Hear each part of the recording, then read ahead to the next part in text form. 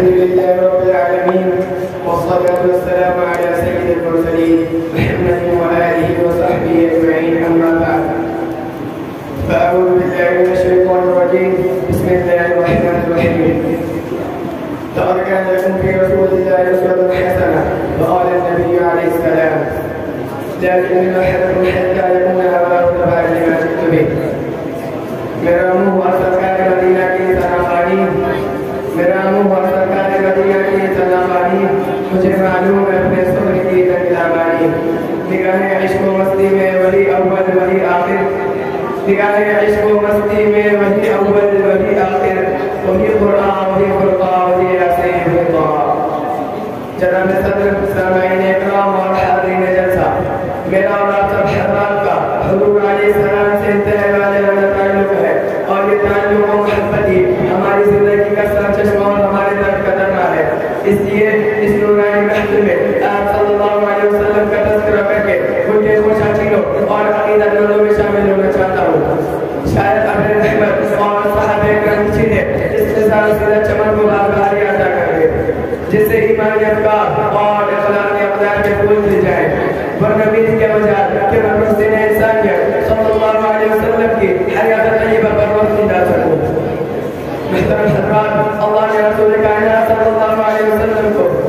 نسل انسانی کے لیے بہترین نمونہ اور اسوہ حسنہ بنایا ہے آپ صلی اللہ علیہ وسلم کی معلومات زندگی قیامت تک کے لیے شعار و معیار ہے سیرت النبی کا ہر کوئی سربابناک اور ہر پہلو روشن ہے جو میں ولادت سے یوم وفات تک ہر لمحے حضور نے محفوظ کر دیا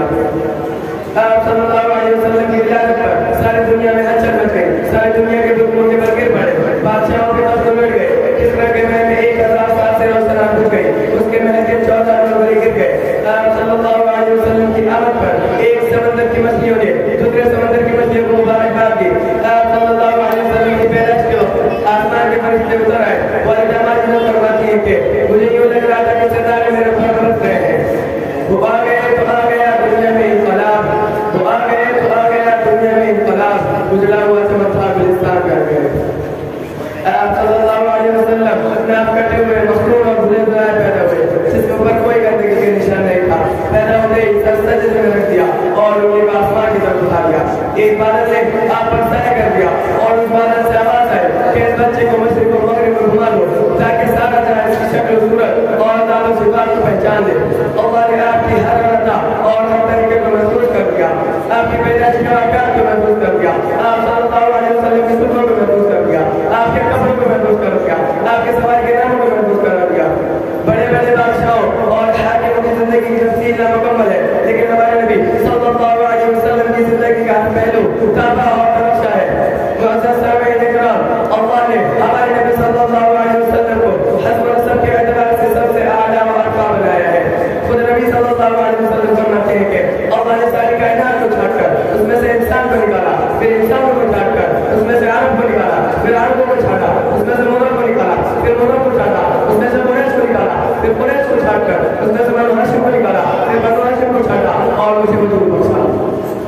آپ صلی اللہ علیہ وسلم نے فرمایا اللہ نے کائنات میں سب سے اعلیٰ و افضل حسب نسب والا مجھے بنایا اللہ نے آپ صلی اللہ علیہ وسلم کو حسب نسب میں جس طرح ممتاز بنایا اسی طرح آپ صلی اللہ علیہ وسلم کی ذات و صفات کو بھی اعلیٰ و ارفع بنایا ورفعنا لك ذکرک اے نبی ہم نے آپ کے دلوں کو بلند کر دیا آپ صلی اللہ علیہ وسلم کا ذکر مشرق و مغرب میں پہنچے گا آپ کا تذکرہ شمال و جنوب میں ہوگا آپ کا تذکرہ دنیا کے کونے کونے میں ہوگا آپ کی تعریف فضاؤں اور سمندروں میں ہوگی کیونکہ آپ کی تعریف رب کائنات نے کی ہے